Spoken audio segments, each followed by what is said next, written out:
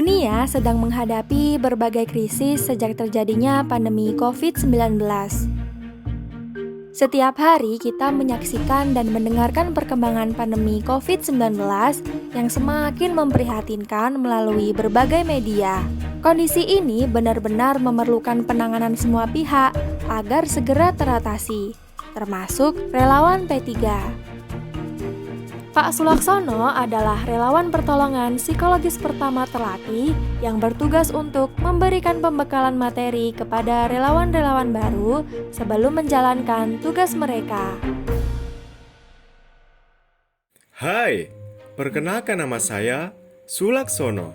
Saya merupakan relawan pertolongan psikologis pertama atau P3 di berbagai bencana baik alam maupun non-alam. Pada video pertama, kita akan membahas tentang P3, pertolongan psikologis pertama. Sebelum kita membahas lebih jauh tentang P3, apa sih kondisi krisis itu? Kondisi krisis adalah kondisi yang menakutkan atau penuh ketidakpastian, seperti gempa bumi, gunung meletus, banjir, tsunami, tanah longsor, dan pandemi COVID-19. Pandemi COVID-19 yang terjadi di Indonesia telah memberikan dampak ke aspek kehidupan masyarakat. Mereka harus kehilangan orang-orang terdekat, kebutuhan APD meningkat, terpisah dari keluarga dan teman-teman karena harus tetap di rumah saja, mengalami atau menyaksikan kekerasan dalam rumah tangga, bahkan meninggal. Sehingga banyak dari mereka yang merasa ketakutan dan merasa khawatir. Dampak lain yang timbul adalah banyak pegawai yang terkena PHK sehingga ekonomi keluarga terganggu. Dan adanya konflik dalam keluarga menyebabkan suasana menjadi tidak harmonis, serta adanya stigma dari masyarakat sekitar menyebabkan mereka merasa tidak mendapatkan dukungan.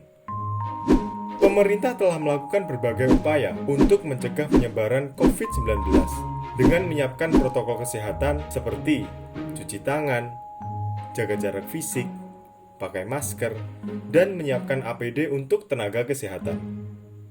Pemerintah juga melakukan upaya kesehatan jiwa dan psikososial, salah satunya dengan program P3, Pertolongan Psikologis Pertama. Jadi, P3 merupakan tindakan awal yang dilakukan kepada seseorang yang menderita akibat bencana atau krisis seperti pandemi COVID-19. Jika mengalami masalah fisik, maka mereka akan diberikan perawatan dan dipenuhi kebutuhan dasarnya, seperti pemberian makan, minum, dan informasi.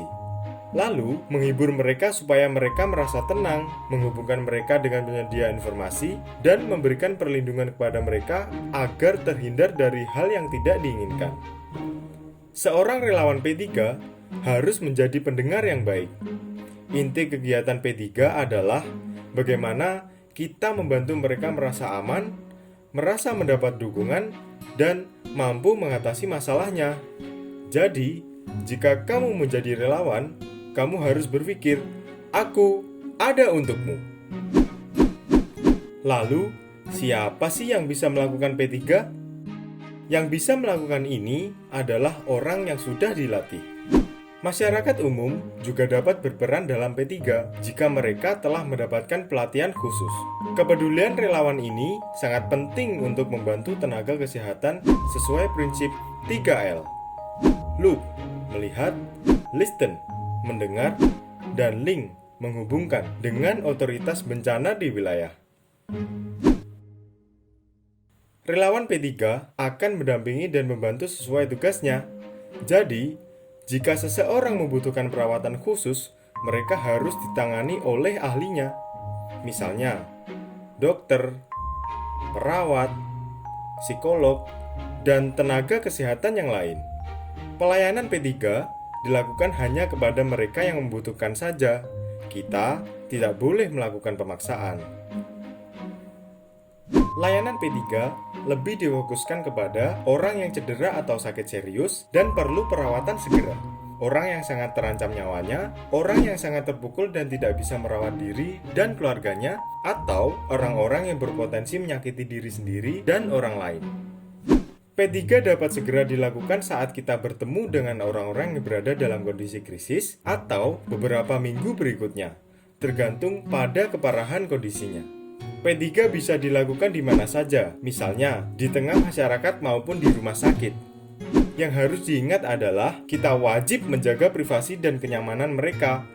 Jika mereka mengalami kekerasan seksual, maka pelayanan P3 harus dilakukan di ruangan tertutup untuk menjaga kehormatan mereka.